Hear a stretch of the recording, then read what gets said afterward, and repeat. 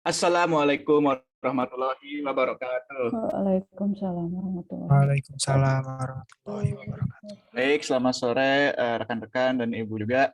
Pada hari ini kita akan melanjutkan presentasi kita mengenai inovasi pembelajaran. Sekarang yang tampil pertama itu Lutfi ya. Jadinya ditukar urutannya dan sudah ada persetujuan juga dari Amara. Jadi Lutfi jika sudah siap dipersilakan untuk mempresentasikan. Ya, baik. Terima kasih kepada Ibu Leni, moderator, Saudara Fadil, dan juga teman-teman yang sudah mengizinkan saya presentasi pada hari ini. Sebelumnya izinkan saya share screen ya, PPT yang telah saya buat.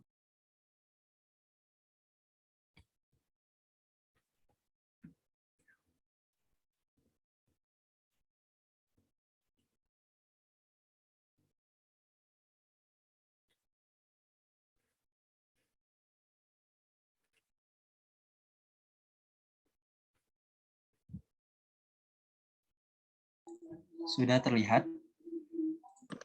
Udah, Pi. Ya, baik. Bismillahirrahmanirrahim. Sebelumnya selamat sore teman-teman. Pada pertemuan sore hari ini, izinkan saya menyampaikan inovasi berupa assessment tools ya, berupa Pinisi EduBox, yaitu inovasi pembelajaran yang dimana inovasi ini memiliki fitur remote blocking dan juga online offline method. Yang mungkin teman-teman juga mungkin sudah ada beberapa yang mengenal istilah Pinisi ini. Yaitu di mana latar belakang ini yaitu penilaian pembelajaran, yaitu sebuah tahap yang digunakan secara prosedural yang ditempuh di dalam bidang pendidikan untuk mengukur dan menilai tingkah laku atau prestasi siswa melalui bentuk nilai. Menurut Sudiono dalam penelitiannya tahun 2011. Penelitian ini bertujuan untuk mengawasi dan memantau kemajuan proses belajar siswa secara berkesinambungan. Penilaian pembelajaran yang baik ini tentu adalah pembelajaran yang memiliki nilai yang efektif dan efisien. Teknologi sendiri memberikan banyak pilihan yang dapat digunakan, baik proses pembelajaran, bentuk, metode, media, maupun penilaian pembelajaran. Nah, sesuai dengan amanat kurikulum 2013 sendiri, bahwa output dari hasil belajar itu perlu mencakup 3 aspek sesuai dengan amanatnya, yaitu sikap, pengetahuan, dan keterampilan. Dan berdasarkan pengalaman yang saya alami sendiri, itu bahwa untuk penilaian sendiri hanya mengukur pengetahuan dan keterampilan saja, sedangkan sikap, terutama dalam melaksanakan ujian, tidak terawasi, gitu, khususnya bagi guru, karena keterbatasan mungkin dari segi waktu, tempat, maupun hal pendukung lainnya. Maka di sini ada solusi, yaitu Pinisi EduBox, yang dimana diinisiasi oleh perusahaan startup bernama EduBox, yang dimana Pinisi adalah aplikasi ujian berbasis learning management system, di mana aplikasi ini memungkinkan 2 pilihan, yaitu siswa dan guru dapat melaksanakan dan memantau ujian secara offline maupun online. Itu kelebihan dari Pinisi EduBox ini. Yang pertama, remote blocking, di mana terdapat fitur blocking ujian yang aktif ketika siswa sedang melaksanakan ujian, yang dimana aktif ini ketika aplikasi ujian terclose baik sengaja maupun tidak sengaja, kemudian siswa melakukan screenshot atau siswa sendiri membuka tab baru melalui browser. Nah, yang kedua yaitu efektivitas waktu, di mana otomatis terkumpulkan pada saat waktu habis, sehingga memudahkan guru untuk tidak memberitahu melalui grup ya, karena sudah otomatis tersimpan jawabannya. Lalu yang ketiga, efisiensi administrasi. Tentu dari inovasi LMS berbasis online ini yaitu memiliki sifat paperless, di mana mengurangi penggunaan kertas ujian. Kemudian dapat merangkum hasil ujian secara keseluruhan. Lalu yang keempat itu ramah jaringan. Maksud dari ramah jaringan itu yaitu ujian dapat dilakukan melalui online offline method, di mana yang pertama sesuai dengan basisnya yaitu online, di mana bisa digunakan melalui internet dan juga melalui intranet. Nah, apa itu intranet? Intranet merupakan sebuah jaringan yang diciptakan untuk lokasi-lokasi tertentu, sehingga ketika digunakan offline, mungkin di sekolah, di kelas-kelas, nah akan ada sebuah modem yang dimana itu jaringan tidak harus terhubung melalui internet, tapi ketika diaktifkan itu sudah dapat melaksanakan ujian untuk satu kelas itu. Kemudian hal ini pun dapat dilakukan dengan memasang jaringan intranet di berbagai lingkungan masyarakat, sehingga siswa pun nanti dapat mengakses pembelajaran maupun melaksanakan ujian dengan melaksanakan ujian di tempat yang terdapat intranet yang telah disediakan. Namun, nah ini berikut fitur remote blocking yang dimana ketika siswa keluar saat ujian, keluar dari aplikasi, kemudian menambah tab baru ataupun melakukan screenshot, akan keluar pop-up ini, yang dimana fitur ini merupakan fitur anti mencontek. Kemudian ini fitur lainnya yaitu absensi dapat dimonitor secara harian, kemudian remote block, dan juga mendukung semua jenis soal. Jadi dapat dikatakan bahwa LMS ini hampir sama dengan Google Form, tetapi yang membedakannya itu fitur blocking dan intranet. Kemudian kekurangannya sendiri itu yang pertama dari segi pemahaman. Tentu guru sendiri, apalagi usia yang memang di atas 40 tahun, tentu dapat dikatakan sangat kurang untuk memahami teknologi secara cepat. Maka dibutuhkan pelatihan lebih dari 1 kali, hingga guru benar-benar paham dalam menggunakan aplikasi. Kemudian yang kedua, dibutuhkan laboran dan operator, di mana mobilitas operator ini diperlukan untuk sekolah yang memang mengadakan ujian dalam skala besar, khususnya ujian sekolah maupun ujian sekolah lainnya, mungkin dapat ujian praktek dan juga lainnya.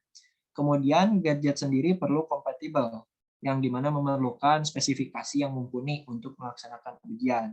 Nah, hal ini memang perlu dilihat terlebih dahulu siswa sebelum melakukan ujian.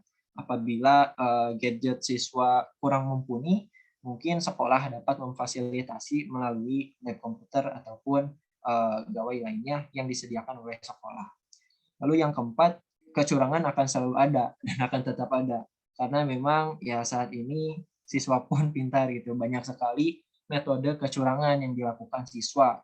Sehingga aplikasi ini ya harus tetap dikembangkan. Sehingga developer pun perlu memperhatikan bagaimana celah-celah siswa dalam melakukan kecurangan di dalam ujian. Nah, mungkin untuk langkah-langkah melaksanakan ujiannya, yaitu yang pertama ini adalah tampilannya, di mana operator sendiri perlu menyiapkan server, yaitu berupa angka ini 10.49.1.200. Angka ini tergantung dari ketersediaan server yang ada di server EduBox, di mana angka dari tiap sekolah itu berbeda. Kemudian yang pertama, buka browser bebas ya, dapat Firefox, Chrome ataupun Edge dengan mengetikkan alamat IP sekolah. Ini. Kemudian siswa yang telah memiliki username dan juga password dapat mengklik login di pojok kanan atas. Kemudian memasukkan username. Lalu yang keempat, klik tombol ulangan. Lalu yang kelima, pilih mata kuliah atau mata pelajaran yang sesuai dengan jadwal, lalu klik mulai. Dan di sini terlihat yaitu telah dimulai, yang dimana terdapat fitur timer, sehingga siswa sendiri dapat memantau bagaimana durasi yang tersisa ketika melaksanakan ujian. Kemudian ada kolom navigasi soal sendiri untuk mengetahui berapa jumlah soal yang telah terjawab oleh siswa. Nah, kemudian ada kolom soal ujian. Nah, pengerjaan soal itu boleh berurutan ataupun tidak berurutan karena ada kolom navigasi soal ini. Kemudian jika sudah dapat diklik selesai. Lalu jika sudah benar-benar yakin, klik ya. Hal ini untuk mencegah mungkin terdapat beberapa siswa yang kepencet atau apa. Nah, ini untuk meyakinkan kembali jawaban dari siswa. Dan yang terakhir, akan keluar laman seperti ini. Nah, yaitu nama ulangan, kelas, nilai. Nah, nilai sendiri dapat disetting apakah ingin ditampilkan ataupun tidak ditampilkan oleh gurunya. Nah, untuk jumlah pertanyaan, lalu soal yang dijawab, total dijawab berapa. Kemudian apabila keluar laman login, maka akan muncul seperti ini. Lanjut mengerjakan, klik selesai, dan klik ya. Nah, ini merupakan hasil yang akhir tadi. Nah, ini sudah masuk ke dalam database secara otomatis. Dan jika sudah selesai, siswa dapat melakukan logout. Nah, adapun langkah-langkah membuat pelajaran yaitu seperti ini. Yang pertama, guru akan disediakan link berupa link EduBox yang dimana membuat pelajaran baru. Mungkin untuk kita sendiri yaitu mata pelajaran ekonomi, kelas misalkan 11 IPS 1. Nah, nanti guru mata pelajaran sendiri akan ada drop ya, berupa drop. Nanti dapat dipilih misalkan Lutfi Rahman. Nah, nanti buat pelajaran. Nah, kemudian ini juga ada opsi lintas minat untuk siswa IPA. Nah, nanti di sini akan ada semacam Google Classroom ya. Jadi ada siswa, materi, tugas, ujian, bank soal, penilaian. Jadi sesuai dengan basisnya sendiri yaitu Learning Management System ya. Kemudian untuk menambahkan siswa dari Excel sendiri mudah saja, tinggal menyiapkan Excel dan mengcopy pastekan melalui penisi EduBox ini. Dan untuk membuat ujiannya sendiri sangat mudah. Yang pertama, klik tab ujian, tambah ujian baru. Kemudian membuat ujian baru di sini sudah disediakan nama ujian, nama mata pelajaran, lama ujian, berapa menit. Kemudian dapat dilakukan percobaan, misalkan sebanyak 3 kali. Nah, untuk jenis ujiannya sendiri, apakah ulangan harian, UTS, ataupun UAS, apakah soal diacak atau tidak, jawaban pun diacak atau tidak. Nah, tampil nilai setelah ujian dan masuk rekap nilai. Dan ini hasil dari ujiannya ya. Nah, mungkin untuk opsi-opsi ini memang dapat di custom melalui operan, melalui laboran yang memang telah ditugaskan melalui sekolah, sehingga nanti ini dapat berubah. Apakah nanti ini berubah menjadi ujian sekolah, ujian harian, ataupun ujian-ujian lainnya. Nah, untuk penutup yaitu yang pertama kesimpulannya, yaitu di mana LMS ini berfungsi sebagai assessment tools yang bermanfaat, berguna bagi guru untuk melakukan administrasi sehingga pemantauan ujian secara online maupun offline. Nah, seperti yang tadi sudah saya bahas, di mana hal ini tentu dapat mengikuti perkembangan zaman ya. Dan sarannya pun seiring berkembangnya zaman, keadaan dan juga kemajuan pendidikan yang terus berubah dari tahun ke tahun, tentu sebagai pengembang aplikasi dan juga pengamat pendidikan pun harus terus berinovasi dalam mengembangkan berbagai inovasi dan juga aplikasi untuk sesuai dengan tuntutan zaman. Dan juga rekomendasinya yaitu bahwa fitur remote blocking dan metode online offline learning berbasis digital ini tentu dapat diadopsi oleh berbagai startup pendidikan lainnya, sehingga mungkin dari segi asesmen sendiri di Indonesia terjadi suatu peningkatan dari segi pengawasan maupun dari segi efisien penggunaan. Mungkin sekian yang dapat saya sampaikan. Terima kasih. Saya serahkan kepada Fadil. Oke, terima kasih atas presentasinya ya Lutfi. Nah, sekarang dari rekan-rekan mungkin ada yang ingin bertanya. Ya, sekarang sesi tanya jawab dibuka. Fadil. Ya, silakan. Destra ya tadi.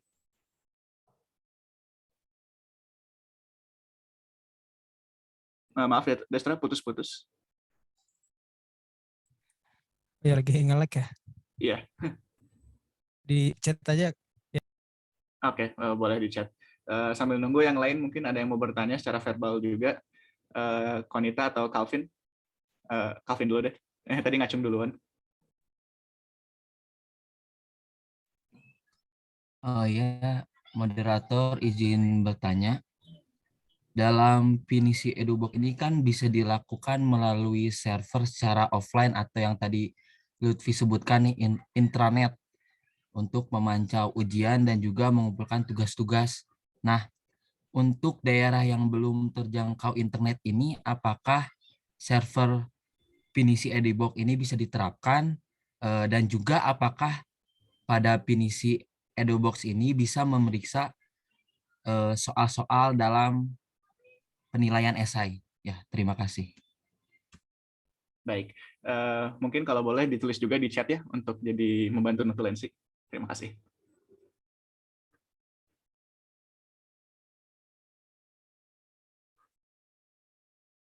Dan satu lagi ini ada pertanyaan dari Konita. Silakan. Ya, mau nanya, kan tadi Lutfi bilang kalau udah bakal ada kecurangan gitu ya. Nah, gimana caranya guru itu buat bisa meminimalisir kecurangannya itu? Meminimalisir kecurangan. Oke, terima kasih. Sekali lagi tolong ditulis juga di chat. Baik, dari Lutfi ini ada beberapa pertanyaan dan ada beberapa juga yang sudah ada di kolom chat. Apakah mungkin bisa dijawab sekarang?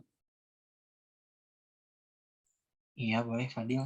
Baik. Izin menjawab pertanyaan dari Destra ya. Jadi untuk platform yang ditawarkan ini mungkin sudah ada ya dan sudah dilakukan semenjak saya SMA. Namun ya yang saya tekankan itu ialah fiturnya, inovasi dari remote blocking dan juga metode pelaksanaan ujian, karena memang untuk ujian-ujian sekarang sudah banyak dilakukan melalui Google Classroom, melalui Google Form, dan juga melalui LMS lainnya. Namun untuk inovasi ini mungkin hanya sedikit gitu ya, hanya Pinisi EduBox saja yang menyediakan fitur remote blocking. Memang banyak sekali kecurangan, mulai dari melakukan catatan ataupun lainnya. Namun hal ini tentu dapat membatasi ruang gerak siswa dalam melakukan kecurangan. Dan untuk penggunaannya, ya ini sesuai dengan kerjasama antara pihak lembaga pendidikan dengan pihak perusahaan EduBox, yaitu bahwa platform ini berbayar dan juga dapat disesuaikan dengan kebutuhan sekolah. Apakah dengan skala siswa yang banyak sehingga harganya pun, biayanya pun cukup banyak karena memang untuk jaringan sendiri sangat rumit gitu untuk diciptakan. Mungkin seperti itu, Desra. Gimana? Ya, terima kasih. Berarti platformnya berbayar ya, tidak bisa digunakan. Ya, terima kasih Lutfi. Iya, sama-sama Desra. Mungkin menambahkan lagi ya, ini juga dapat menjadi sebuah inisiasi gitu ya, khusus untuk platform-platform gratis yang memang nantinya tidak perlu berbayar untuk dapat menciptakan fitur ini di dalam LMS-nya, khususnya dalam assessment tools. Ya, mangga Fadil. Baik, terima kasih ya atas jawabannya. Selanjutnya ada pertanyaan dari Calvin ini. Pertanyaannya adalah, apakah EduBox ini kan bisa dilakukan melalui servernya secara offline untuk memantau ujian. Nah, apakah untuk daerah yang belum terjangkau internet, server ini bisa diterapkan, dan apakah bisa pada Pinisi EduBox ini memeriksa soal esai juga? Jadi ada beberapa pertanyaan ya. Pertama, apakah di daerah yang belum terjangkau internet, EduBox bisa diterapkan, atau dan selanjutnya apakah bisa menilai esai juga? Ya baik, Fadil langsung dijawab ya. Jadi untuk daerah yang belum terjangkau, memang hal ini menjadi suatu PR ya bagi pemerintah, karena memang tentu kelemahan dari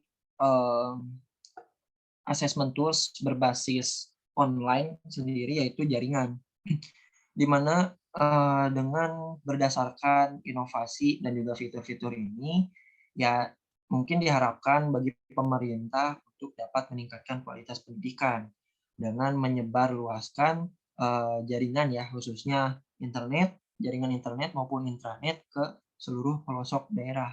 Karena memang yang menjadi permasalahan saat ini yaitu pemerataan pendidikan ya, yang saat ini menjadi suatu kajian di dalam dunia pendidikan, yaitu masalah pemerataan kualitas pendidikan, khususnya untuk teman-teman kita di luar sana, di luar Pulau Jawa khususnya ya. Dan apakah bisa pada pinisi ini memeriksa soal esai dalam penilaian, belum bisa ya Vin, karena mungkin untuk esai sendiri bersifat subjektif ya, objektif tergantung dari hasil jawaban siswa, sehingga mungkin perlu dilakukan soal manual, penilaian manual oleh gurunya. Dan mungkin hal ini dapat menjadi sebuah loncatan gitu ya, sebuah motivasi untuk startup lainnya yang memang dapat melakukan penilaian esai dengan mungkin dapat menggunakan kata kunci dan lain sebagainya di dalam jawaban esai. Seperti itu mungkin. Baik. Selanjutnya ada pertanyaan dari Konita yang bertanya, bahwasanya sekarang ini dengan finisi pun masih ada upaya kecurangan. Nah, bagaimana caranya seorang guru bisa meminimalisir kecurangan tersebut? Untuk meminimalisir kecurangan ujian mungkin bermacam-macam ya, tergantung dari kreativitas seorang guru. Mungkin apakah dapat membuat soal misalkan esai atau PG yang memang tidak ada di Google sehingga sulit dicari oleh siswa, kemudian ya dapat memantau secara online melalui Zoom maupun lainnya. Ya, jadi tergantung dari kondisi dan juga kreativitas seorang guru. Karena memang kecurangan pun akan selalu ada dan mungkin dapat meminimalisir gerak kecurangannya melalui hal tersebut menurut Lutfi ya. Dari mengubah bentuk soal. Karena sekarang soal sendiri sudah banyak di Google dan mungkin yang menjadi kesulitan siswa yaitu ketika soal tersebut tidak ada di Google dan ya soal tersebut perlu dianalisis lebih lanjut oleh siswanya. Mungkin seperti itu.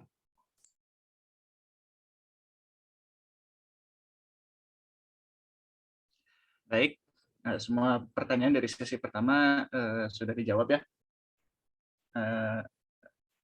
Rasanya untuk menghemat waktu karena ada 4 orang yang presentasi juga, cukup satu sesi pertanyaannya. Kalau dari Ibu ada komentar tidak?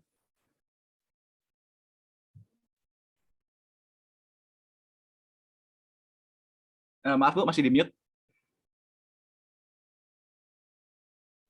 Oke, terima kasih Pak Adil selaku moderator dan Lutfi sebagai penyaji. Jadi ini tuh LMS berbayar khusus untuk penilaian ya? Betul Ibu. Tapi tadi di awal Lutfi, kalau saya tidak salah dengar, bilangnya bisa untuk semua tipe soal. Tapi di akhir kok hanya bisa untuk objektif tes, yang betul yang mana? Oh iya Ibu, mohon maaf. Mungkin untuk semua soal seperti soal PG yang bervariasi Ibu. Oh, jadi yang jawabannya ini ya? Iya. Jawabannya sudah ditentukan karena seperti yang saya dan dosen-dosen ikut uji kompetensi akhir tahun kemarin ya, itu ada jawaban esainya kan ya, ada jawaban esai, ada soal esai, tetapi hasilnya bisa langsung terbaca gitu ya. Mungkin ya itu perlu pengembangan lagi ya. Nah, kemudian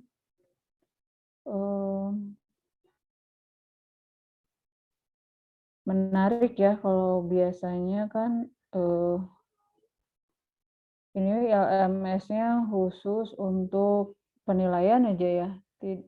Kan kebanyakan LMS mah biasa juga dengan materi dan seterusnya ya.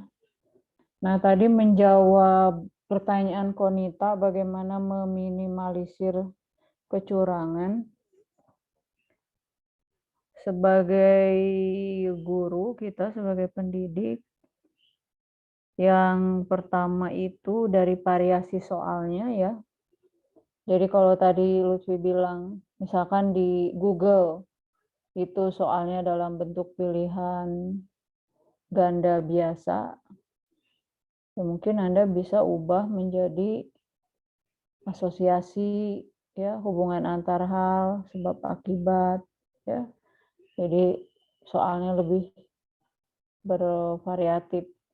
Kemudian yang paling gampang juga adalah dari segi waktu. Ya. Dari segi waktu itu kan ada perhitungannya. Satu soal bisa dikerjakan dalam waktu berapa lama. Sehingga kalau sekian soal berarti waktu yang diberikan berapa lama gitu, ya. Itu kan akan membatasi siswa untuk melihat sumber lain ya, tadi misalkan lihat soal-soal di Google. Nah, pada ujian kami kemarin juga seperti itu ya. Kami mengerjakan 5 jenis ujian ya, 5 atau 6 ya. Dari sekitar 8 jam, dari jam 7 sampai sore itu terus-terusan. Ya. Jadi waktunya sudah ditentukan dan ya, jadi Anda harus memperhitungkan jumlah soal dengan waktunya. Harus proporsional. Ya. Nah, itu salah satu strateginya untuk meminimalisir kecurangan. Jadi kemarin dengan disetting seperti itu, memang tidak mungkin melihat dari sumber lain gitu. Jadi harus sudah menguasai betul materinya seperti itu. Jadi jangan pilihan ganda biasa 5 option 25 waktunya 1 jam atau waktunya 1,5 jam.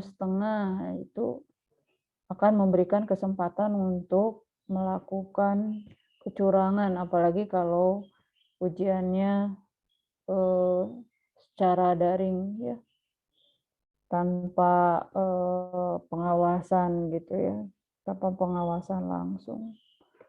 Oke, jadi Anda sudah punya lagi nih tabungan aplikasi, tapi harus itu ya, berarti harus menghubungi itunya ya, ya Lutfi ya, harus punya kerjasama ya.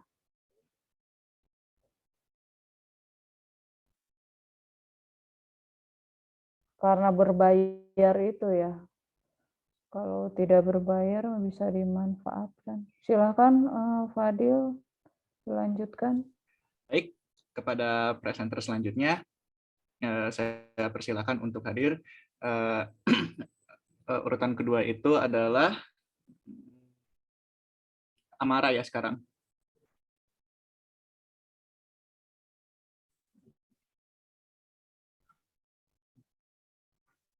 Ini itu kelasnya Fadil ya? Iya. Oke. Oh, kelas B maksudnya. Iya, sebelumnya terima kasih kepada Muhammad Fadilah Sidik selaku moderator yang telah memberikan saya kesempatan untuk mempresentasikan inovasi strategi pembelajaran. Nah, sebelumnya perkenalkan, nama saya Aulianisa Nurfitri Amara dengan NIM 1903593,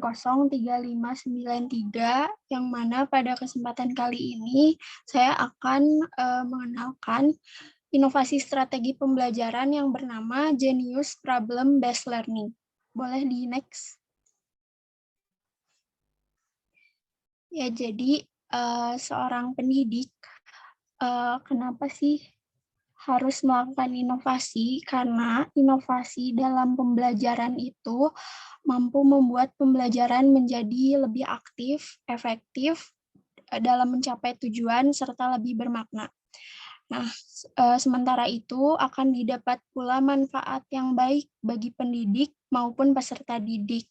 Nah, khususnya bagi pendidik, dalam membuat inovasi, pendidik akan lebih mampu memahami dan juga mendapatkan wawasan serta pembelajaran, lalu mengenai teknik-teknik dalam mengajar, lalu juga pendekatan terhadap peserta didik, yang pada akhirnya mampu meningkatkan kompetensi menjadi guru yang lebih berkualitas. Nah, salah satu cara bagi pendidik dalam rangka pengembangan keterampilan terhadap peserta didik, yakni dengan membangun pembelajaran dan kegiatan yang bersifat efektif. Nah, peserta didik belajar bagaimana memecahkan masalah secara sederhana sejak usia dini, yang mana dibutuhkan keterampilan berpikir pada tingkat rendah pada saat itu. Nah, apabila tingkat kognitif pertanyaan semakin meningkat, maka peserta didik juga perlu mengembangkan keterampilan memecahkan masalah dan juga keterampilan tingkat tinggi itu. Lalu di sini juga ada contoh bahwa hasil penelitian dengan menerapkan strategi Genius Learning telah dilakukan oleh beberapa peneliti terdahulu, salah satunya oleh Devi pada tahun 2011, yang mana meneliti pengaruh strategi Genius Learning dalam pembelajaran matematika kelas 7 SMPN 5 Padang. Nah, diperoleh hasil dari penelitian tersebut bahwa pembelajaran dengan menerapkan strategi Genius Learning membuat siswa lebih bersemangat dalam proses pembelajaran dan juga siswa bisa memiliki konsep yang lebih terarah mengenai pembelajaran. Boleh di next. Nah, selanjutnya kita mengenal mengenai model pembelajaran problem-based learning atau pembelajaran berbasis masalah. Nah, pembelajaran berbasis masalah merupakan suatu pendekatan pembelajaran di mana pembelajar mengerjakan permasalahan yang autentik dengan maksud untuk menyusun pengetahuan mereka sendiri, mengembangkan inquiry dan keterampilan berpikir tingkat tinggi, dan juga mengembangkan kemandirian serta kepercayaan diri. Hal ini disebutkan oleh Arens pada tahun 2008. Nah, model pembelajaran problem-based learning ini sendiri memiliki langkah-langkah seperti yang pertama, langkah-langkah dalam melakukannya. Yang pertama, ada pemberian masalah terlebih dahulu. Lalu yang kedua, masalah memiliki konteks dengan dunia nyata. Lalu yang ketiga, siswa berkelompok aktif untuk merumuskan masalah. Dan dalam merumuskan masalah dan mengidentifikasi kesenjangan pengetahuan mereka secara bersama-sama. Lalu yang keempat, mempelajari dan mencari materi yang terkait dan juga relevan dengan permasalahan tersebut. Lalu yang kelima, mencetuskan solusi. Boleh di next.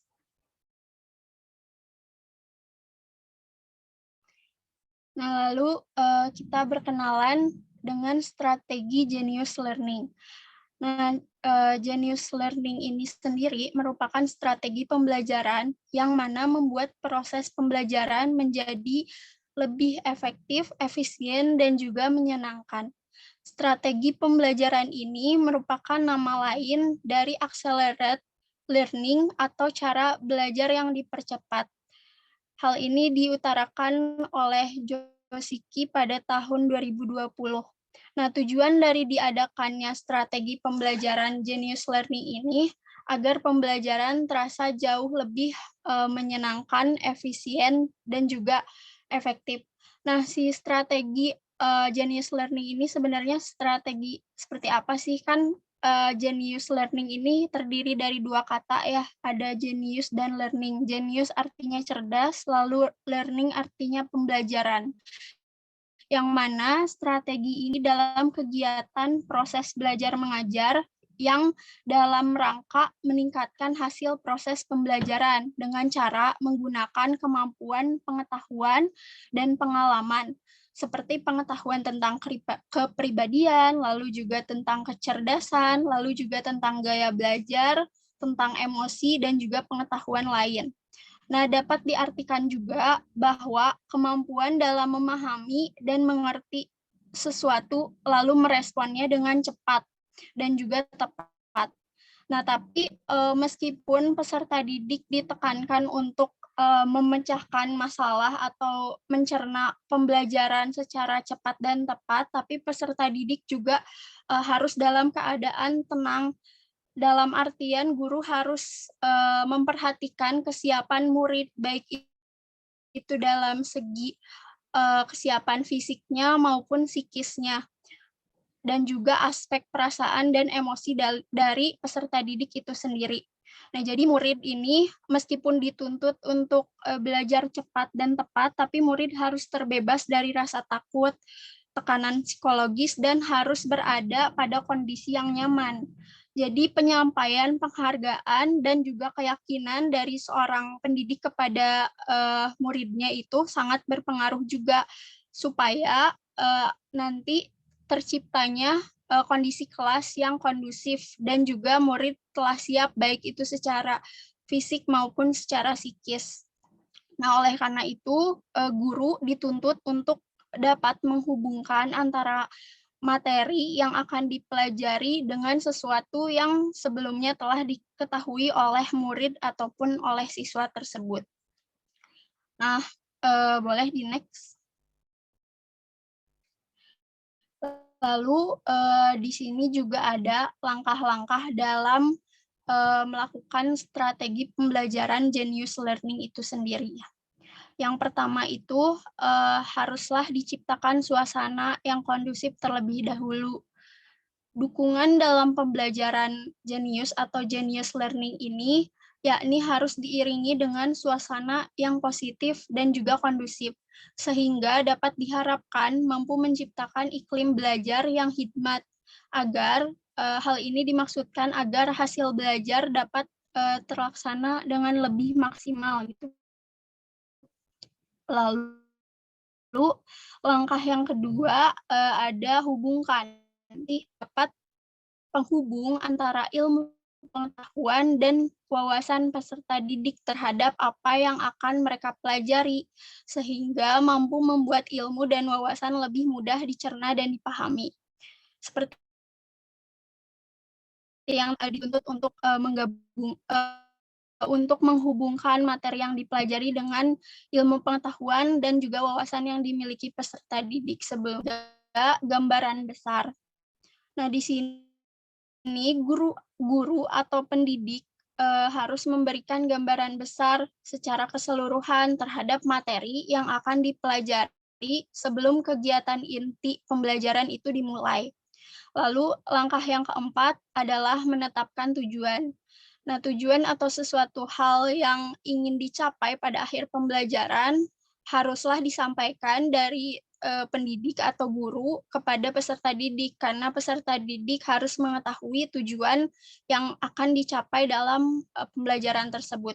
Lalu langkah yang kelima adalah pemasukan informasi. Nah, peserta didik dapat mulai mendapatkan informasi dari guru, dan informasi yang disampaikan oleh guru merupakan pengetahuan atau wawasan yang akan diajarkan. Lalu yang langkah keenam adalah aktivasi. Nah, pada tahap ini, peserta didik mulai memasukkan informasi yang didapatkan ke dalam pikirannya. Lalu langkah yang ketujuh adalah demonstrasi. Demonstrasi merupakan tahap di mana pemahaman peserta didik akan diuji. Lalu yang kedelapan adalah merupakan langkah terakhir juga, yaitu tinjau ulang dan jangkarkan.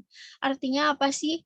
Nah, di sini maksudnya adalah pengulangan setiap akhir sesi dengan tambahan kesimpulan dari segala sesuatu yang telah dipelajari, sehingga mampu meningkatkan daya ingat dari peserta didik itu sendiri. Nah, itu langkah-langkah dari strategi Genius Learning. Boleh di next.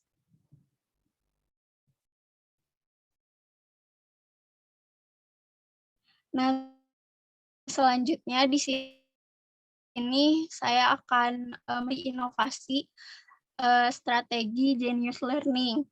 Yang pertama, mampu meningkatkan kemampuan berpikir kritis. Nah, tentunya bagi kehidupan, karena mampu membuka pikiran dan wawasan dalam memandang suatu permasalahan ataupun kejadian.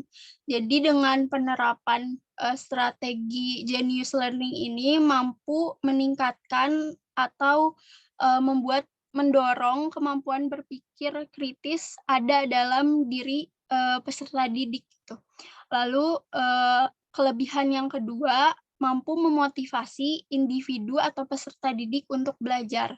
Nah, strategi pembelajaran Genius Learning ini dengan model pembelajaran berbasis masalah atau PBL, Problem Based Learning, mampu memotivasi individu untuk belajar lebih giat karena individu akan terpacu dalam memecahkan masalah yang diberikan, sehingga ia butuh mencari informasi lebih banyak agar mampu memecahkan masalah tersebut dengan cepat. Namun meskipun cepat tapi harus tepat.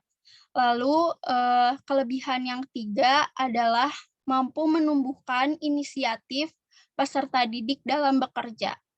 Nah, dalam pemecahan masalah dengan strategi Genius ini akan membuat peserta didik memunculkan ide atau inisiasi dalam dirinya sendiri untuk bekerja. Lalu manfaat yang selanjutnya adalah untuk mengembangkan hubungan interpersonal dalam bekerja kelompok.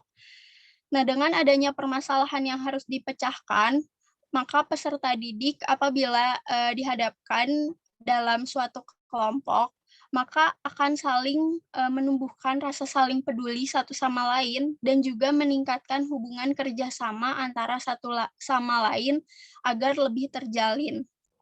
Sehingga dalam memecahkan masalah, peserta didik bisa saling bekerja sama dan juga saling membantu antara satu sama lain. Boleh di next.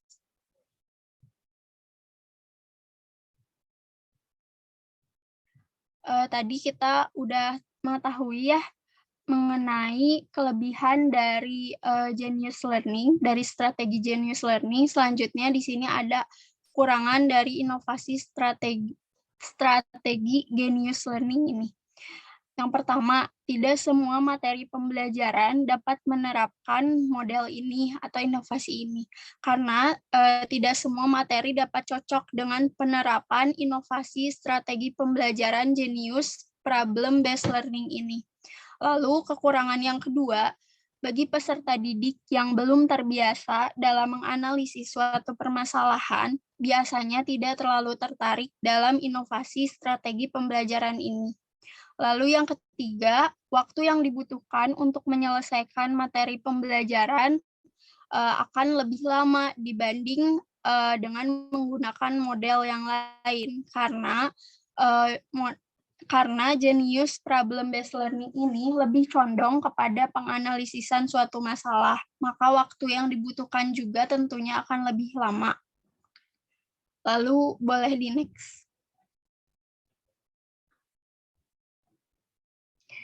Nah, selanjutnya bisa ditarik kesimpulan gitu ya, bahwa perpaduan antara penerapan strategi belajar Genius Learning dengan model pembelajaran Problem Based Learning ini dapat dijadikan salah satu alternatif inovasi strategi pembelajaran yang diharapkan mampu memacu dan mendorong peserta didik agar berada dalam kondisi yang kondusif sehingga mampu aktif dan berada dalam pembelajaran yang lebih menarik dan juga lebih menyenangkan. Mungkin sekian yang dapat saya sampaikan, kurang lebihnya mohon maaf, dikembalikan kembali kepada moderator.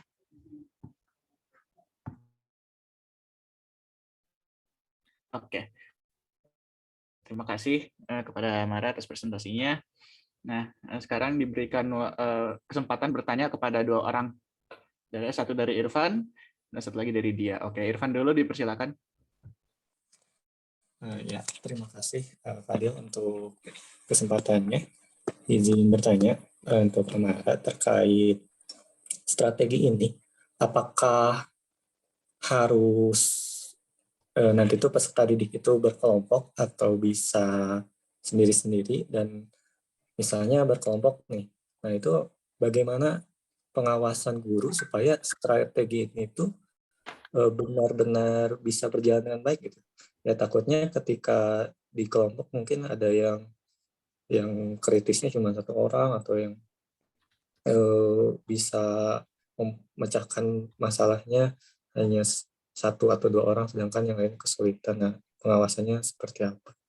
Itu saja. Terima kasih. Baik, tolong ditulis di chat juga ya sekalian. Dan selanjutnya pertanyaan dari dia.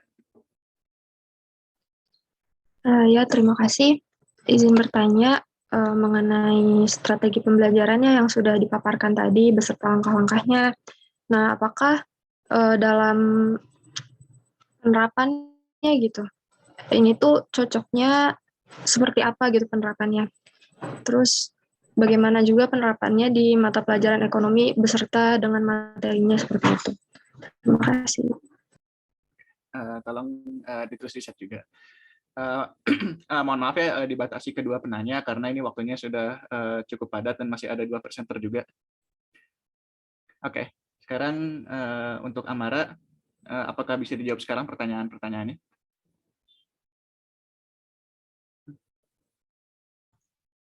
Boleh mungkin mau coba jawab dulu yang Irfan ya. Fadil, boleh? Baik. Ya, silakan. Ya tadi kurang lebihnya pertanyaan dari Irfan itu apakah strategi Genius Learning ini hanya cocok diterapkan pada pembelajaran kelompok saja atau bisa juga gitu terhadap pembelajaran individu gitu ya, dan juga bagaimana caranya dalam mengatasi ketika pembelajaran berkelompok, takutnya kan ada yang lebih kritis dan ada anggotanya yang lebih cenderung kurang aktif gitu ya, gimana cara dalam mengatasinya gitu ya. Nah mungkin kalau dari saya baca-baca jurnal ketika membuat makalah tersebut, memang kebanyakan si strategi Genius Learning ini bisa diterapkannya itu ketika pembelajaran berkelompok gitu ya. Tapi ketika saya memahami juga pengertian dari si strategi Genius Learning ini, saya juga bisa menangkap gitu bahwa sebenarnya pembelajaran yang cocok diterapkan si strategi ini bukan hanya ketika berkelompok saja, namun ketika individu pun bisa gitu. Contohnya gitu, kenapa bisa diterapkan ketika individu, jadi si gurunya ini tenaga pengajar ini harus menyesuaikan gitu, harus mengetahui kebutuhan siswa dalam pembelajaran gitu. Misalnya siswanya kurang pada segi apa, karena kan tadi disebutkan juga bahwa bahwa strategi Genius Learning ini merupakan strategi pembelajaran yang mana menuntut siswa untuk berpikir lebih cepat dan juga tepat, tapi tidak menekankan atau tidak membuat psikologis siswa tersebut panik. Jadi artinya si guru pun harus mengetahui betul kebutuhan dari siswa itu sendiri gitu. Siswanya kurang gimana, mungkin bisa dengan cara diberikan post-test terlebih dahulu kepada setiap siswa gitu, sehingga guru atau tenaga pendidik itu bisa mengetahui sejauh mana kemampuan siswa akan materi tersebut gitu. Nah, lalu untuk di kelompok gitu ya, untuk di kelompok strategi Genius Learning ini memang lebih cocok apabila diterapkan dalam pembelajaran berkelompok. Karena memang kan dalam berkelompok itu satu sama lain kan pertama dikasih masalah gitu ya, dikasih masalah. Nah, ketika ada anggota yang memang kurang mengerti, bisa dipacu oleh anggota yang lebih mengerti atau lebih memahami akan permasalahan tersebut gitu. Jadi anggota yang lebih memahami permasalahan tersebut mampu menularkan mampu menularkan semangat positif juga gitu kepada temannya yang memang awalnya gitu tidak berminat, atau maksudnya tingkat berpikir kreatif atau kritisnya lebih minim gitu dibandingkan temannya yang satu kelompok ini, tapi karena melihat temannya yang lebih excited dalam pembelajaran, jadi terpacu gitu motivasinya untuk belajar. Jadi ini juga berkaitan juga dengan tadi kata Irfan kan, gimana caranya ketika si siswa yang memang dalam kelompok itu sebenarnya tidak aktif gitu ya. Jadi ada yang aktif, ada yang nggak aktif. Nah, tapi dengan cara dikelompokkan bisa membuat siswa juga jadi lebih terpacu gitu dalam pembelajaran, dalam memecahkan permasalahan bersama. Jadi bisa saling memberikan dampak yang positif juga gitu antara satu sama lain. Mungkin itu sih kalau untuk pertanyaan Irfan. Oke, bagi Irfan apakah cukup terjawab? Ya, izin menanggapi jawabannya ya. Untuk ternyata bisa ya buat individu juga gitu. Namun mungkin PR-nya tuh bagaimana membuat memberikan masalah kepada siswanya tapi nggak bikin stres gitu ya. Ya mungkin menarik gitu ya strategi ini gitu. Cukup dari saya, Kang Fadil. Terima kasih. Baik, terima kasih Irfan. Selanjutnya ada pertanyaan dari dia. Atau bisa dijawab sekarang? Oh ya, bisa sebentar Fadil. Baik.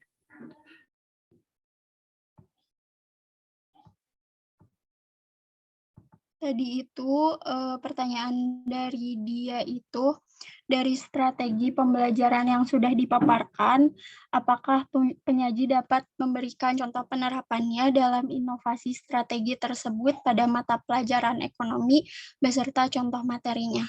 Nah, karena sebelumnya juga ketika membuat makalah, saya juga lihat gitu ya bahwa ada salah satu contoh gitu.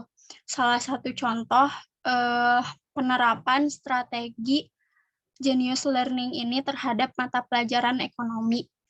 Dan juga si strategi Genius Learning ini juga menggunakan model problem based learning juga.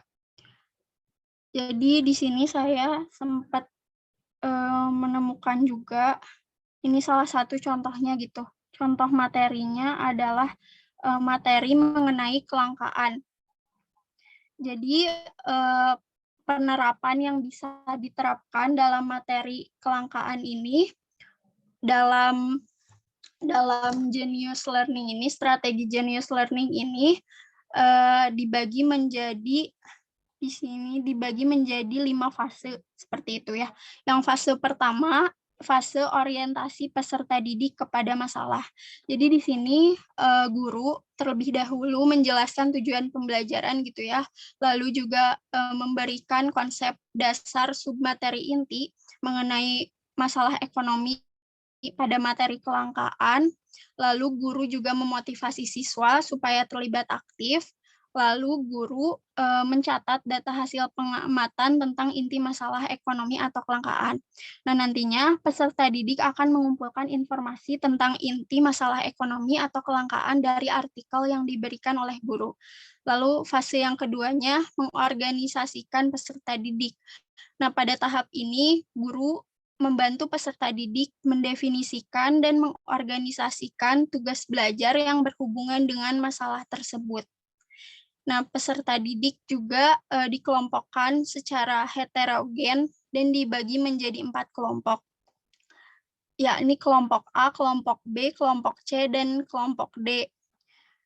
Untuk kelompok A dan kelompok C membahas artikel mengenai harga LPG 3 kg yang tembus Rp40.000 per tabung, serta mencari penyebab dan cara mengatasi inti masalah kelangkaan tersebut. Dan untuk kelompok B dan D membahas artikel stok LPG 3 kg langka di Bangkalan, serta mencari penyebab dan cara mengatasi inti masalah kelangkaan barang tersebut. Lalu fase yang ketiga, guru juga membimbing penyelidikan individu dan juga kelompok. Lalu fase yang keempat, guru mengembangkan dan murid mengembangkan dan menyajikan hasil karyanya. Lalu yang fase terakhir, langkah yang terakhir, sama-sama menganalisa dan mengevaluasi proses dari pemecahan masalah tersebut. Jadi tadi dari pertanyaan dia bisa diterapkan salah satunya pada materi kelangkaan pada mata pelajaran ekonomi. Mungkin itu yang dapat saya sampaikan. Tuh.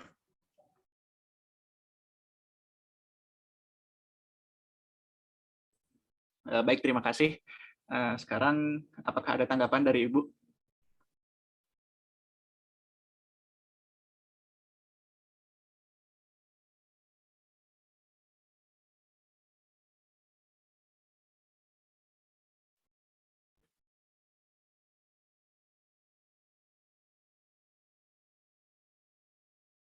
Maaf Bu, kalau berbicara masih di mute. Oke. Jadi gini, Aulia, yang saya garis bawahi itu adalah Anda dalam mata kuliah strategi, ya waktu semester 3, tolong dibaca lagi.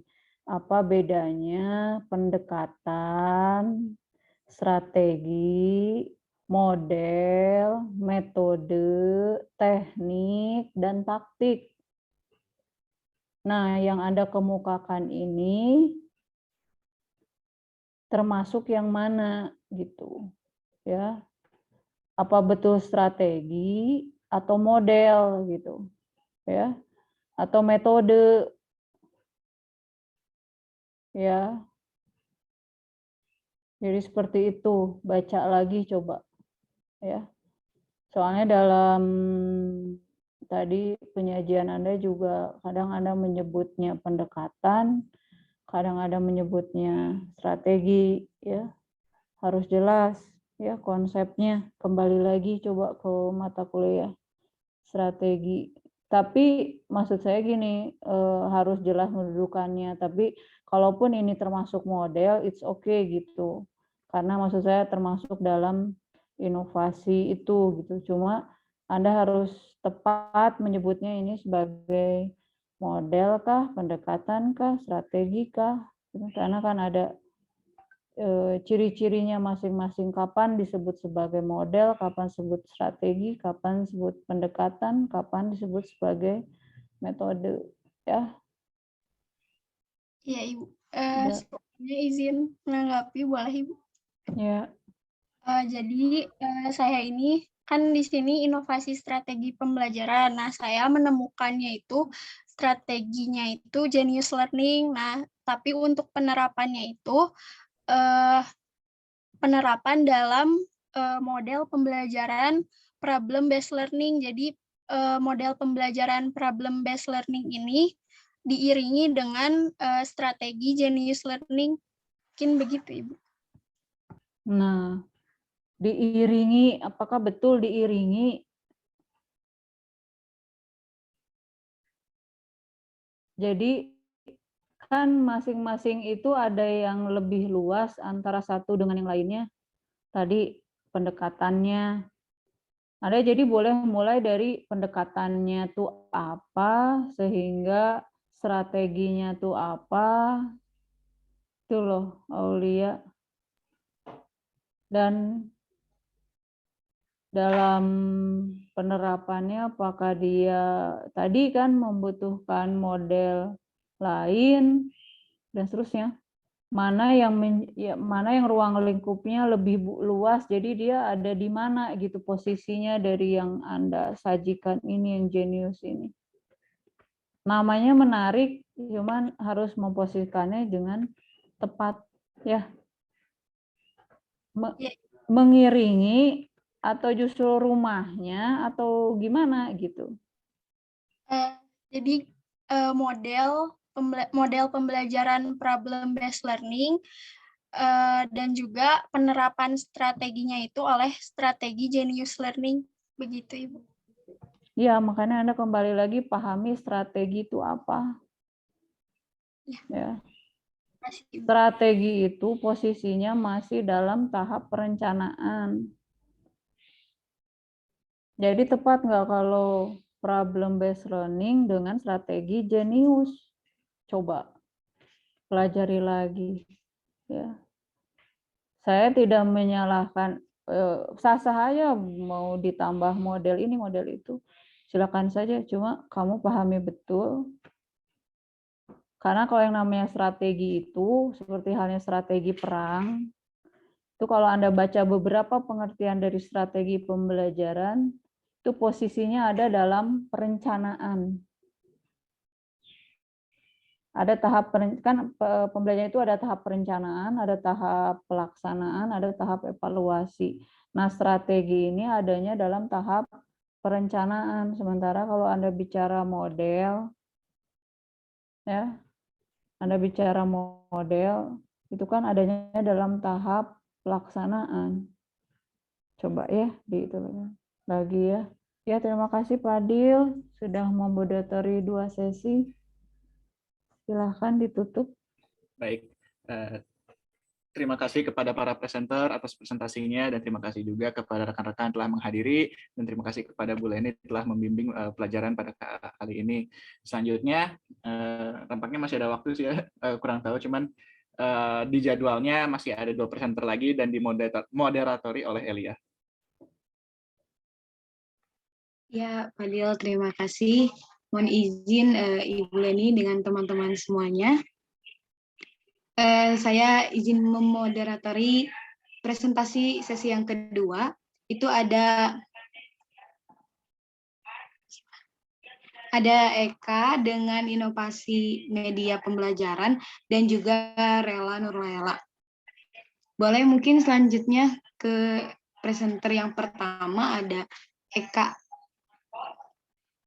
Nah, sudah ada. Mangga dipersilahkan. Ya, terima kasih Alia atas telah mempersilahkan sebagai moderator. Sebelumnya, perkenalkan saya Eka Gita Agustiani akan menyampaikan inovasi media pembelajaran dengan judul aplikasi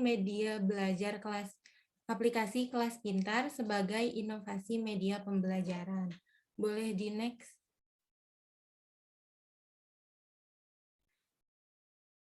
Perkembangan teknologi yang semakin pesat menyebabkan seluruh kehidupan manusia dipengaruhi oleh teknologi, termasuk juga pada bidang pendidikan. Dengan teknologi, aktivitas pembelajaran tidak hanya dilakukan secara online, tidak hanya dilakukan secara offline, tetapi juga dilakukan secara online.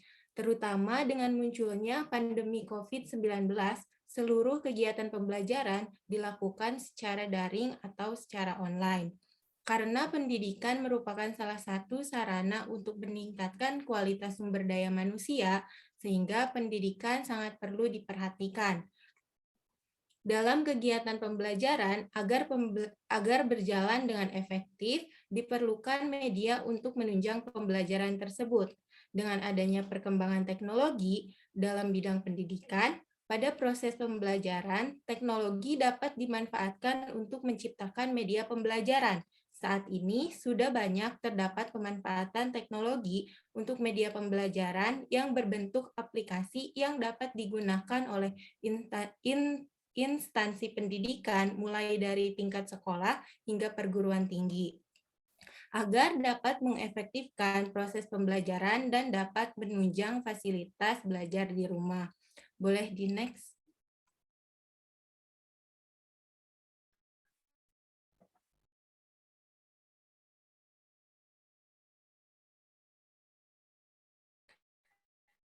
Nah, salah satunya yaitu ada aplikasi Kelas Pintar. Kelas Pintar merupakan sebuah aplikasi belajar online dengan metode pintar, personal, dan terintegrasi yang didesain untuk meningkatkan minat belajar dan pemahaman siswa terhadap materi pelajaran guna meningkatkan nilai akademis yang lebih baik. Dalam metode pintar dan personal, Kelas Pintar mempercayai bahwa setiap siswa memiliki preferensi dan cara belajar yang berbeda, sehingga penyampaian materinya disesuaikan dengan beragam karakter siswa, baik melalui visual, audio, maupun kinestetik. Nah, aplikasi Kelas Pintar tidak hanya dapat dijadikan sumber belajar, tetapi dapat juga dijadikan sebagai media belajar. Fitur yang tersedia dalam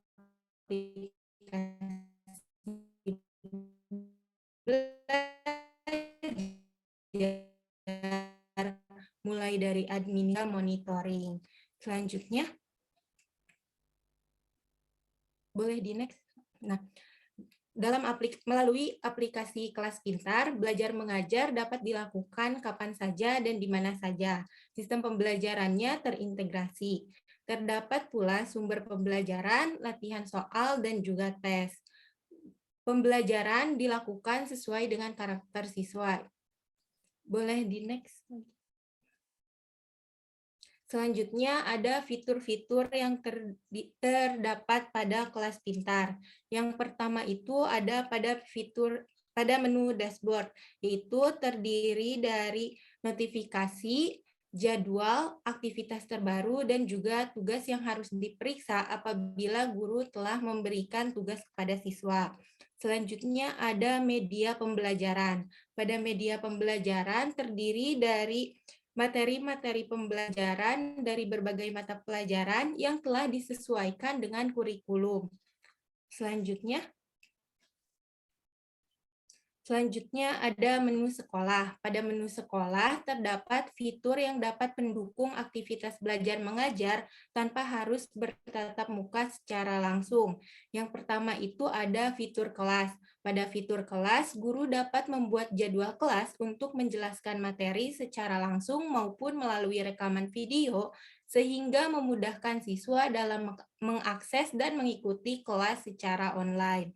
Yang kedua, ada PR dan juga ada project. Pada menu ini, guru dapat memberikan PR dan project based learning kepada siswa dengan hanya mengunggah PR atau detail project dalam bentuk file PDF, gambar, ataupun dokumen. Dan selanjutnya juga dapat mengunduhnya. Selanjutnya ada tugas.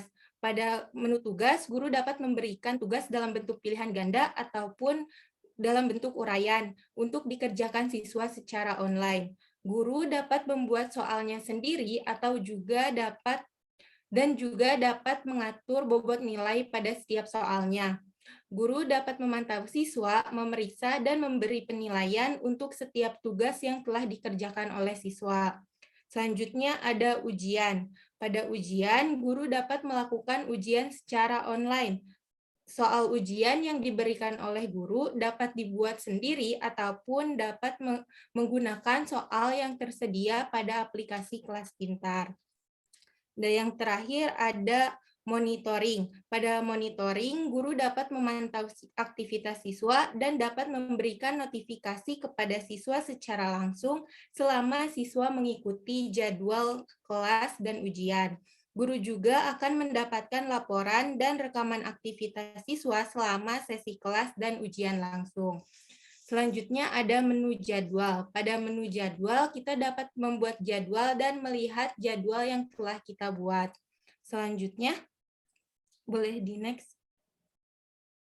Selanjutnya ada menu catatan. Pada menu catatan, kita dapat membuat catatan dan kita juga dapat melihat catatan yang telah dibuat oleh orang lain.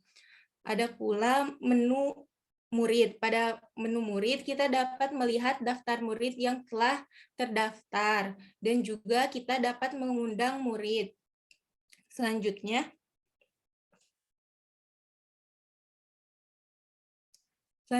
ada menu grup. Pada menu grup, kita dapat membuat grup dan juga setelah kita membuat grup, pada kolom grup terdiri dari member, yaitu anggota yang telah bergabung pada grup. Ada juga aktivitas, yaitu aktivitas yang telah terjadi di grup, dan juga ada berupa postingan yang ada di grup.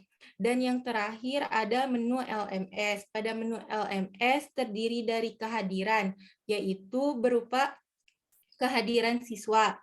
Ada juga laporan, yaitu laporan hasil dari belajar siswa. Adapun rapat virtual dapat dilakukan video conference yang telah disediakan oleh kelas pintar. Dan juga ada forum diskusi, yaitu untuk melakukan diskusi. Selanjutnya,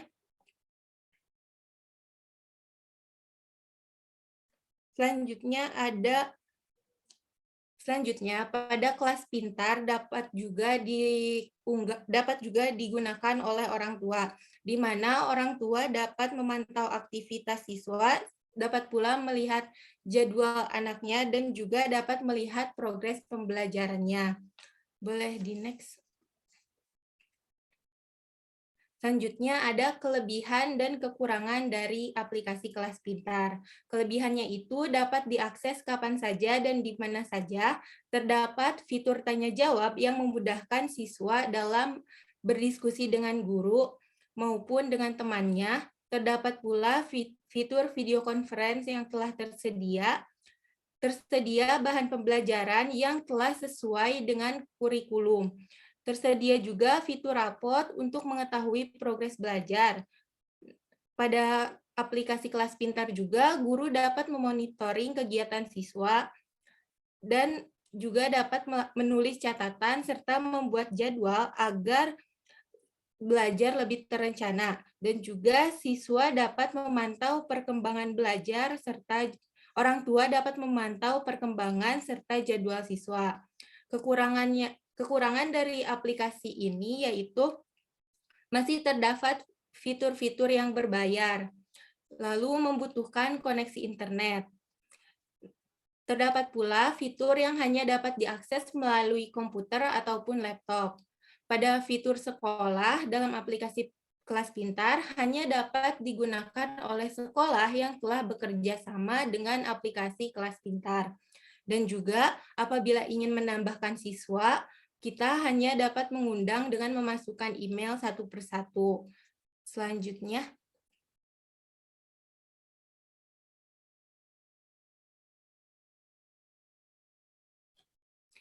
Selanjutnya ada kesimpulan. Kelas Pintar merupakan sebuah aplikasi pembelajaran online dengan metode pintar, sistem yang terintegrasi, dan teknologi interaktif yang didesain untuk meningkatkan minat belajar serta pemahaman siswa terhadap materi pelajaran agar dapat menghasilkan nilai akademis yang lebih baik. Melalui kelas pintar, siswa dapat mempelajari materi belajar, mengerjakan latihan soal, dan mengerjakan tes. Dengan menggunakan kelas pintar juga, kegiatan pembelajaran cukup menggunakan satu wadah saja, tetapi fitur yang tersedia relevan dengan kegiatan pembelajaran. Kelas pintar memiliki kelebihan serta kekurangannya yang perlu ditinjau kembali. Selanjutnya ada rekomendasi. Media pembelajaran aplikasi kelas pintar dapat digunakan oleh berbagai tingkat pendidikan, mulai dari tingkat SD, SMP, hingga SMA.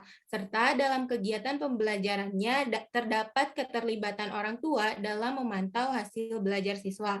Namun, tidak semua orang mahir menggunakan teknologi. Maka sebelum menggunakan aplikasi kelas pintar ini, diperlukan sosialisasi mengenai penggunaan aplikasi tersebut, baik kepada guru, siswa, maupun orang tua. Sehingga diharapkan aplikasi kelas pintar dapat dimanfaatkan sebagai media pembelajaran yang dapat meningkatkan minat belajar siswa. Mungkin cukup sekian yang dapat saya sampaikan. Mohon maaf apabila ada kesalahan. Saya serahkan kembali kepada moderator. Ya baik, terima kasih kepada Eka Gita yang sudah presentasi gitu ya untuk inovasi media pembelajaran. Boleh mungkin untuk rekan-rekan semuanya yang mau bertanya dibuka untuk 2 orang penanya terlebih dahulu. Ini yang sudah angkat tangan ada Salma Tiara, boleh Salma langsung diutarakan saja pertanyaannya. Ya, terima kasih. Izin bertanya. Tadi kan dijelasin gitu, aplikasi ini tuh bisa digunakan buat SD, SMP, SMA gitu ya pada semua jenjang. Di antara jenjang itu, aplikasi ini tuh paling bagus diterapkan di jenjang yang mana? Oke, siap. Terima kasih ya. Jadi pertanyaannya aplikasi ini tuh lebih baik diterapkan di jenjang yang mana? Mau dijawab langsung atau ditampung dulu? Ya, boleh dijawab langsung ya. Jadi kalau menurut saya aplikasi ini lebih baik diterapkan pada SMA karena Kenapa? Karena anak SMA kan rata-rata udah mulai mengerti teknologi ya. Terus juga jadi apa ya? Jadi bisa lebih paham lah mengenai penggunaan aplikasinya. Sedangkan pada jenjang di bawahnya itu kadang masih belum mengerti kan bagaimana cara menggunakan teknologi. Jadi lebih baik digunakannya oleh SMA menurut saya gitu, Salma. Oke, boleh ada tanggapan dulu dari Salma? Iya, cukup kebayang kayak gitu kenapanya. Ya, makasih. Oke, terima kasih. Boleh untuk penanya yang kedua?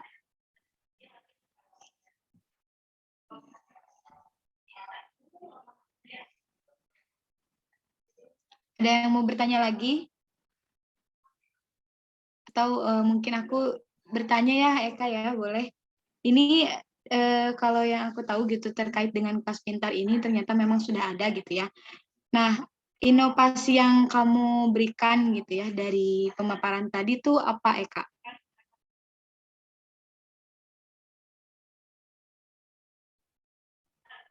Dapat ditangkap gak tadi pertanyaannya? Ya, boleh. Mungkin inovasinya lebih menyarankan kepada apa tuh guru-guru atau kepada pengguna kepada apa sih, guru pokoknya kepada yang di bidang pendidikan gitu untuk lebih menggunakan aplikasi ini karena dilihat aplikasi ini juga kayak apa ya banyak manfaat terus lebih mudah gitu jadi hanya menggunakan satu aplikasi tapi sudah tersedia berbagai macam fitur jadi kita bisa tanya jawab di situ kita bisa melakukan video conference di situ dan juga mengumpulkan tugas di situ. Jadi nggak perlu aplikasi yang berbeda gitu di dalam penggunaannya kayak gitu. Oke, jadi ini lebih ke informasi mungkin ya. Gitu. Oke, terima kasih teman-teman semuanya karena waktunya sudah pukul 17 mungkin Elia cukupkan untuk sesi Eka ya. Terima kasih banyak Eka untuk pemaparan presentasinya. Mudah-mudahan apa yang disampaikan tadi bisa bermanfaat. Untuk selanjutnya, presenter yang kedua itu ada Rela Nurlaela dengan inovasi. Sebentar Elia. Oh iya, gimana Bu? Eka, buat yang lain juga sih sebetulnya. Kalau ini kan sebetulnya berarti salah satu option LMS ya. Ya. Jadi kalau yang saya maksudkan sebetulnya kalau kalau LMS itu kan rumahnya ya. Sedangkan yang diminta itu adalah inovasi dalam media pembelajaran. Jadi misalkan apa sih media untuk mengajar yang maksud saya hasilnya itu lebih spesifik gitu. Apa sih misalkan media untuk mengajarkan tentang pendapatan nasional, untuk mengajarkan permintaan, untuk mengajarkan penawaran dan seterusnya gitu. Jadi lebih spesifik hasilnya gitu. Nah, media ini kan kalau sudah jadi bisa dimasukkan ke dalam rumahnya yaitu LMS. Jadi yang saya maksud itu tugasnya itu inovasi dalam medianya. Ya. Kalau LMS kan rumahnya ada materi ya. Yang tadi kamu jabarkan itu ya. Dan medianya itu nanti dimasukkan ke dalam LMS. Itu sih kalau catatan dari saya ya. Jadi yang saya maksud dari awal itu adalah inovasi dalam media ya. Kalau selama ini mengajarkan uang misalnya tentang uang hanya menggunakan PowerPoint. Nah, kalau menurut Anda medianya apa yang lebih kreatif daripada PowerPoint ketika menyampaikan tentang materi tentang uang gitu. Seperti itu. Ya. Seperti saya pernah cerita ke Anda bahwa untuk mengajarkan tentang APBN, surplus, defisit, kakak kelas Anda itu pernah menggunakan timbangan. Medianya itu timbangan gitu. Untuk memahamkan tentang APBN surplus dan defisit. Seperti itu ya. Silakan dilanjutkan Elia. Terima kasih Terima Eka kasih. Gita. Ya, baik Ibu, terima kasih. Boleh lanjut saja mungkin ya ke presenter kedua. Terima kasih Eka. Boleh rela di share screen oleh Risma ya? Iya.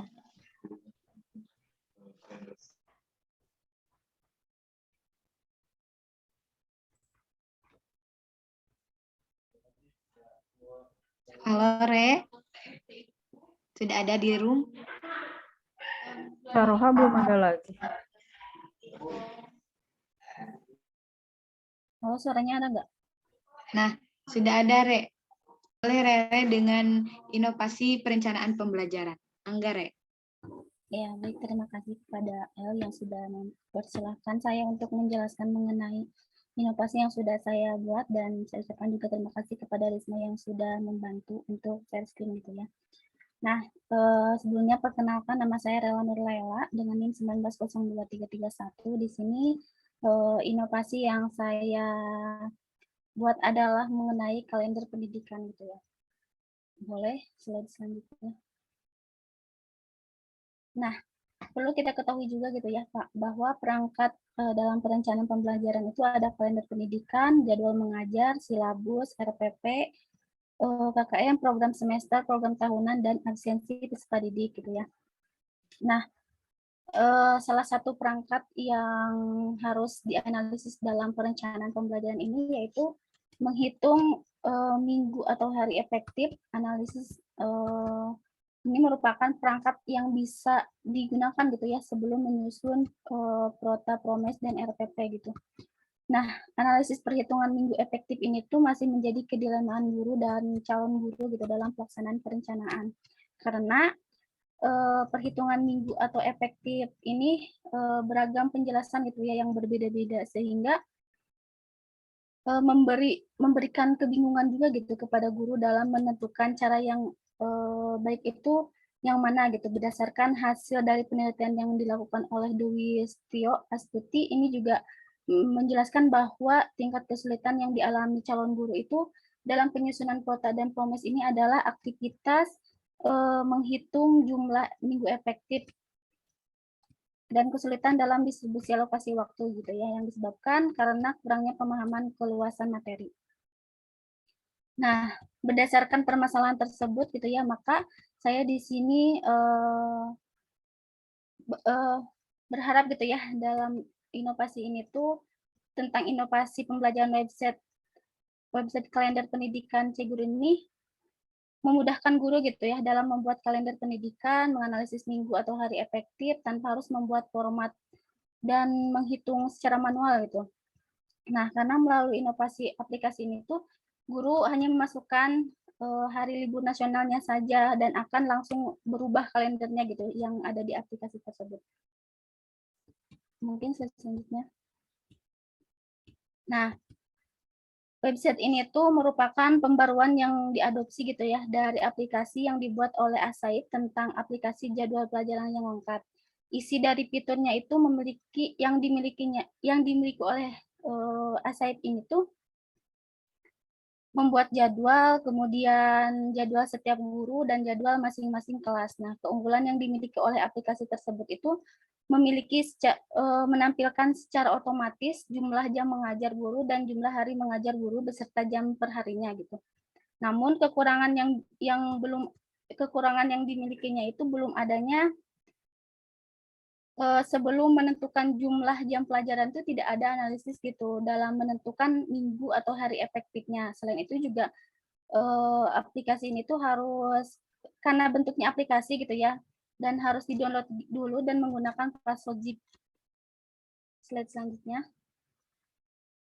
Nah jadi inovasi yang saya lakukan ini yaitu mengenai kalender guru gitu ya.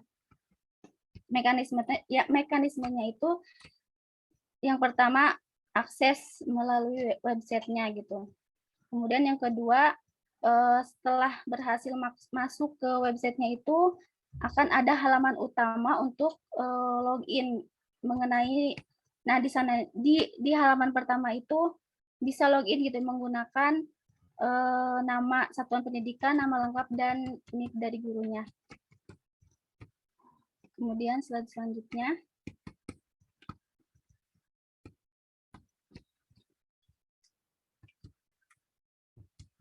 Ya, setelah berhasil login ini tuh akan masuk ke halaman yang pertama. Di sini tuh ada menu-menu gitu ya, menu-menu untuk kita tuh mau masuk kemana. Misalnya kita mulai memilih kegiatan yang dibutuhkan itu masuk ke kalender.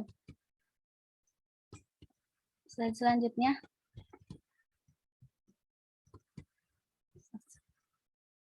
Nah, misalnya kita masuk ke kalender pendidikannya gitu. Nah, dalam di halaman ini tuh halaman yang berpengaruh gitu terhadap fitur-fitur yang lainnya, misalnya kayak ke minggu atau hari efektif, di mana guru hanya memasukkan hari libur nasionalnya saja gitu. Setelah itu akan merubah warna kalender sesuai dengan keterangan pada tanggal yang telah dimasukkan.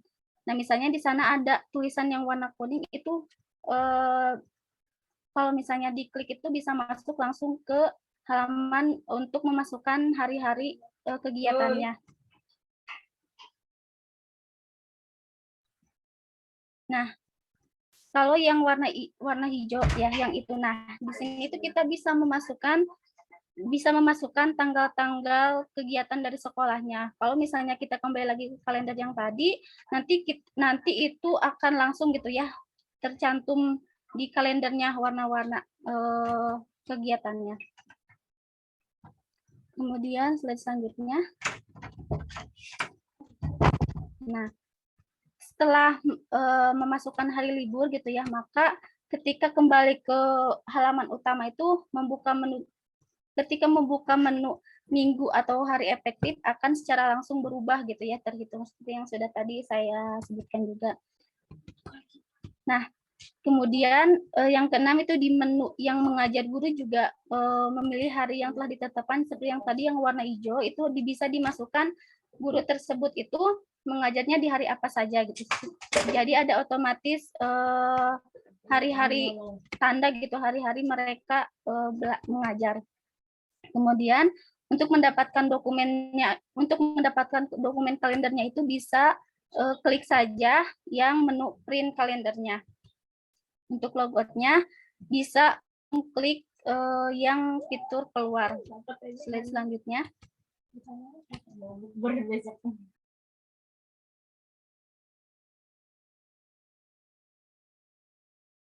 Nah, kelebihan nih yang dimiliki oleh kalender ini tuh terdapat beberapa menu seperti kalender, minggu efektif, dan hari mengajar dan print kalender. Kemudian memberikan kemudahan dalam pembuatan kalender dan perhitungan minggu efektif tanpa harus dihitung manual. Selanjutnya membantu guru untuk menentukan jadwal mengajar dan mudah diakses juga, karena tadi di yang aplikasi Asaib itu di-download dulu gitu ya. Jadi susah juga untuk diaksesnya. Slide selanjutnya. Nah, namun dari beberapa kelebihan tersebut ada juga kekurangan yang dimiliki oleh inovasi tersebut, yaitu jadwal mengajar hanya satu guru gitu ya. Karena di mana aplikasi yang dibuat oleh Asaib tadi itu digunakan khusus untuk jadwal mengajar guru, jadi semua guru itu terekap gitu jadwalnya, sedangkan yang ini tidak gitu, hanya guru tertentu saja yang login ke website tersebut. Kemudian tidak lengkapnya perangkat perencanaan pembelajaran seperti Prota, Prome, Silabus, dan RPP. Slide selanjutnya.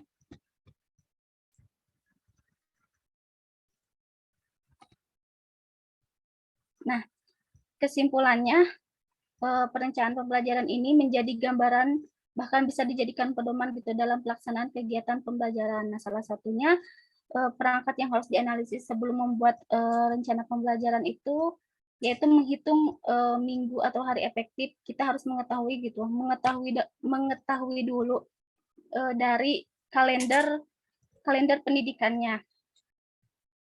Kemudian analisis minggu hari efektif ini juga merupakan perangkat yang bisa digunakan sebelum menyusun kuota, promes, dan RPP gitu ya. Namun dalam pembuatan minggu atau hari efektif ini masih menjadi kendala gitu dalam perhitungannya. Jadi website ini tuh bisa dijadikan solusinya gitu untuk yang masih bingung dalam menganalisisnya. Nah, sarannya website ini tuh bisa digunakan secara efektif dalam perencanaan pembelajaran yang dilakukan guru gitu. Guru bisa lebih kreatif atau mudah untuk melakukan analisis dari hari atau minggu efektif. Nah, karena ini juga inovasi yang saya lakukan masih banyak banget kekurangan, mungkin untuk selanjutnya bisa menginovasi mengenai isinya itu semua perangkat dari perencanaan pembelajaran itu ada gitu, sehingga itu sangat membantu untuk guru-guru. Mungkin dari saya sekian, saya kembalikan lagi ke Elia.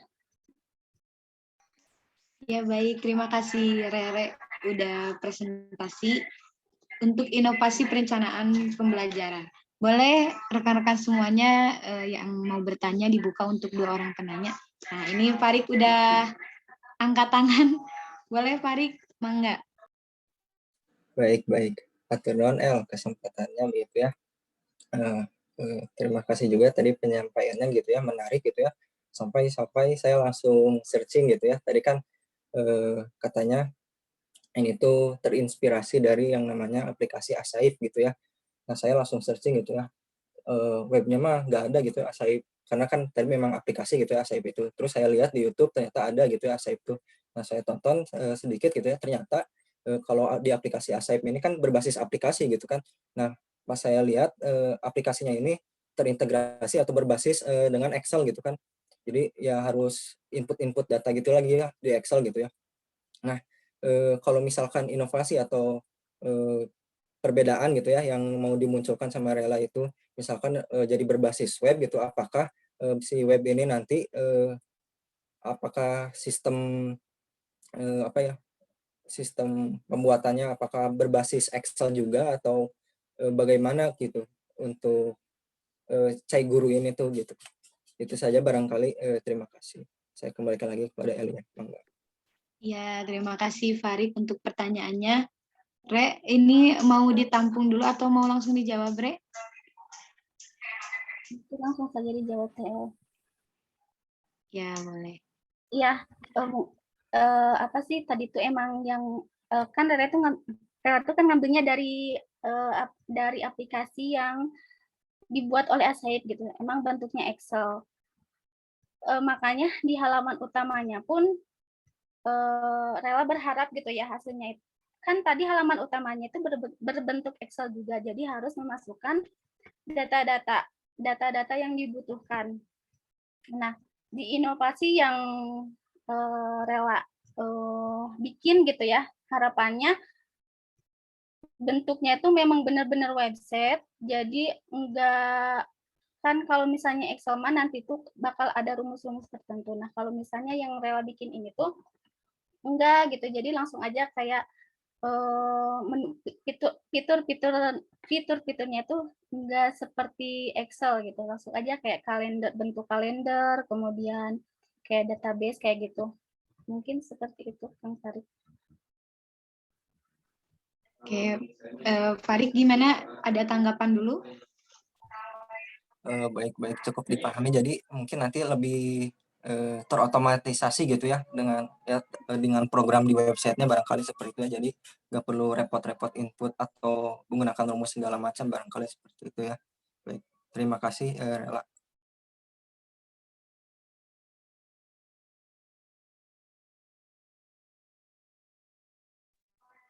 Oke, baik. Terima kasih untuk Farid.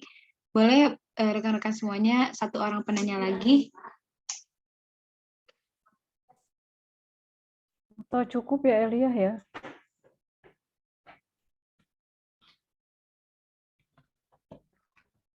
Elia, cukup saja. Ya, boleh Ibu. Mungkin dicukupkan. untuk presentasi sesi kedua ini. Mangga untuk selanjutnya Elia serahkan dulu kepada Ibu bila ada tanggapan. Waktu dan Zoom Elia persilahkan. Mangga Bu. Terima kasih ya Elia sudah memoderatori sesi ketiga dan keempat. Mungkin ini tadi sudah disampaikan di awal ya. Jadi yang dilakukan adalah inovasi terhadap salah satu perangkat pembelajaran ya, bukan RPP-nya. Kalau yang 3 kemarin ya, itu tentang RPP-nya ya, memasukkan unsur-unsur lain dalam RPP. Kalau yang rela ini adalah salah satu yang harus disiapkan dulu dalam proses perencanaan pembelajaran ya. Tidak apa-apa, ide yang bagus juga gitu, dan mungkin harapan juga dari guru-guru ya, ada web semacam ini gitu, karena yang salah satu yang memusingkan guru juga dosen adalah ya kewajiban terhadap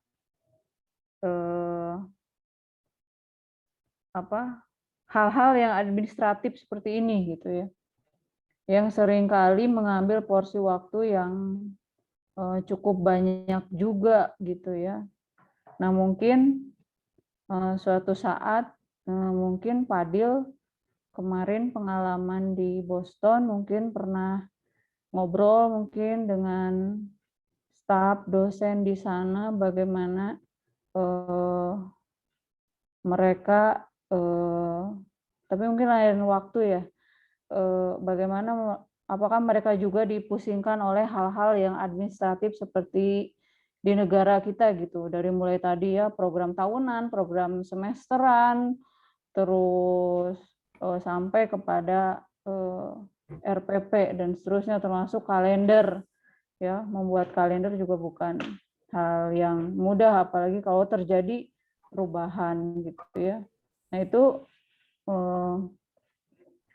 sebenarnya ide yang bagus ya, rela. Tapi saya nggak tahu apakah ini termasuk dalam kajian prodi kita sehingga bisa Anda buat menjadi skripsi, padahal idenya tuh bagus gitu ya. Dan kalau ini melalui, kan nanti harus diuji coba begitu bisa diterima oleh lembaga pendidikan ya, itu bagus ya, bisa diakses free juga gitu kan ya. Memang termasuk kan di perencanaan pembelajaran Anda belajar kalender ini kan, dan lumayan kan kalau ngitung secara manual itu gitu ya. Apalagi nih negara kita kadang-kadang suka ada pergantian kan, tanggal merahnya jadi bergeser dan susah-susah. Seperti yang sekarang ini, rektor sudah mengumumkan mulai aktif tanggal 4 Mei, tapi ternyata kan pemerintah cuti bersamanya baru masuk lagi tanggal 9, itu akan merubah daripada agenda persekolahan, termasuk agenda persekolahan ya. Oke. Terima kasih ya kepada semua penyaji hari ini, juga moderator. Saya sudah dipanggil juga sama dapur saya. Saya akhiri ya, terima kasih sudah menghadiri perkuliahan hari ini.